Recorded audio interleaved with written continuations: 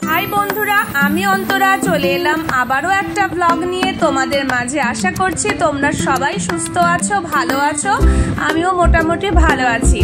तो गत सप्ताहे एकटा ब्लग शेयर करेछिलाम जे आमरा बारासात थेके नीलगंजे एसेछि। नीलगंज थेके टोटो धरे आमरा যাচ্ছি আজকে বর্তির বিলে। তো সেটারই আজকে সেকেন্ড পার্টটা তোমাদের সঙ্গে শেয়ার করব।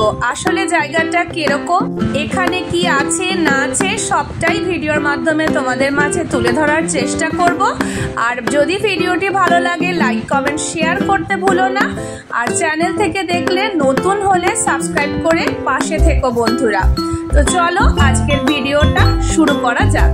প্রথম পার্টে আমার বলাই আছে যে কিভাবে যাবেন, তবু এই ভিডিওতে যারা দেখবেন তাদের জন্য অল্প করে বলে দিই। তো আপনাদের প্রথমে বারাসাত আসতে হবে। বারাসাতে আপনারা ট্রেনেও আসতে পারেন, বাসও আসতে পারেন এবং সেখান থেকে আপনারা 81 নম্বর বাস ধরেও নীলগঞ্জে ব্যাংকের মোড় আসতে পারেন, কিংবা অটো ধরে আপনারা চলে আসতে পারেন কিন্তু ব্যাংকের মোড়ে। অটো ধরতে হলে আপনাদের হেলা বটতলা মোড় থেকে অটো পাবেন এই নীলগঞ্জে আসার জন্য।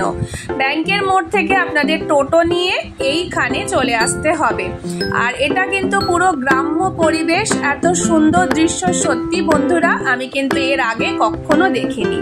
যখন যেই জায়গার উদ্দেশ্যে যাই তখন মনের মধ্যে অনেক কিছুই চলতে থাকে, যাব কিভাবে, যাব না যাব, তাছাড়া কি পাবো না পাবো। তো এখানে এসে সত্যি সেই স্বাদটা কিন্তু পূর্ণ হয়েছে। এখানে এসে সত্যি এত ভালো লাগছে, এত সুন্দর ভিউ যে তোমাদেরকে ভাষায় হয়তো প্রকাশ করতে পারবো না। ভিডিওর মাধ্যমে তুলে ধরার চেষ্টা করছি, কিন্তু সেটাও তোমরা কতটা বুঝতে পারবে জানি না।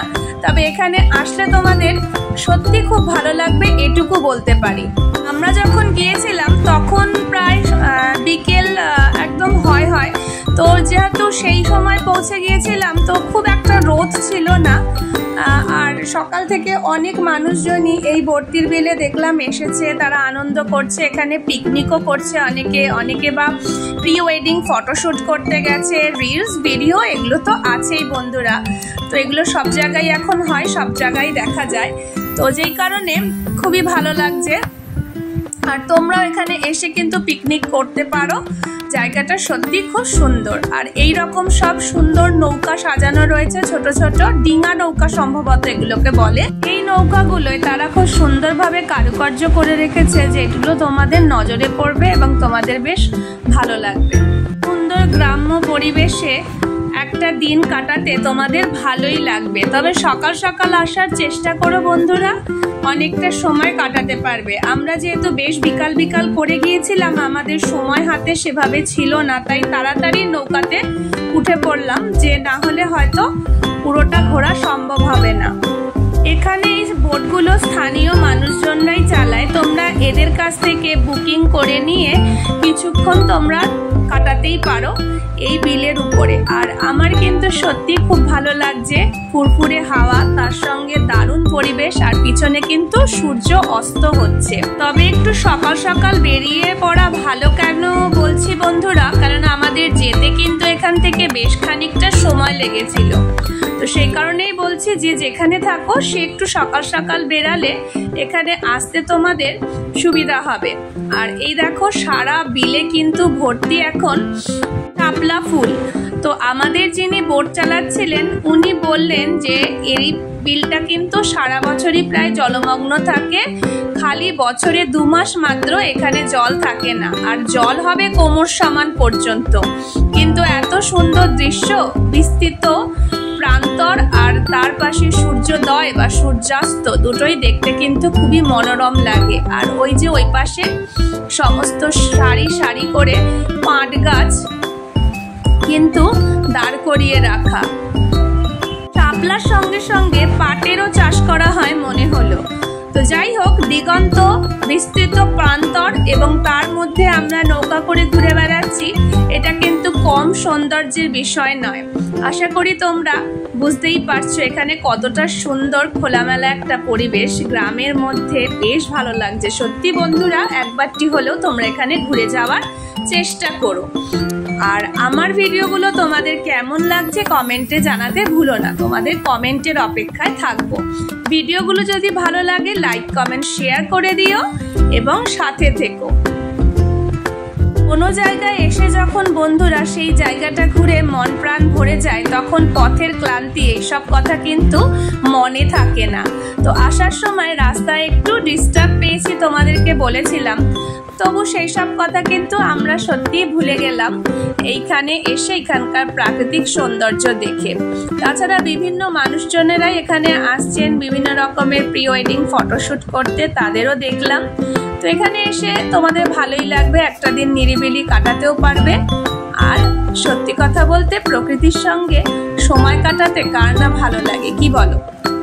যারা বারাসাতের কাছাকাছি রয়েছে এবং আমার ভিডিওটা দেখতে পাচ্ছ, তারা কমেন্ট করে জানিও তোমরা কোথা থেকে দেখছো। আর যারা দূরে আছো তারাও কিন্তু এইখানে এসে একটিবার ঘুরে যেতে পারো বর্তির বিল। সকাল সকাল আসলে বন্ধুরা সবাই বলছিল যে এখানে নাকি আরো অনেক বেশি শাপলা ফুল দেখা যেত, কিন্তু আমরা যেহেতু একটু বিকেলই আসলাম, তো যেই কারণে শাপলা ফুল একটু কমই দেখতে পেলাম। কেননা আমি দেখলাম আসার সময় একজন শাপলা ফুল তুলে নিয়ে যাচ্ছে বাজারে বিক্রি করার জন্য। এবার আমাদের ফিরতে হবে, অনেকটা দূর যেতে হবে। খুব ভালো লাগলো বর্তির বিলে এসে। আবারও কবে আসবো জানি না, তবে সকালবেলায় আসলে হয়তো বেশ ভালো হতো।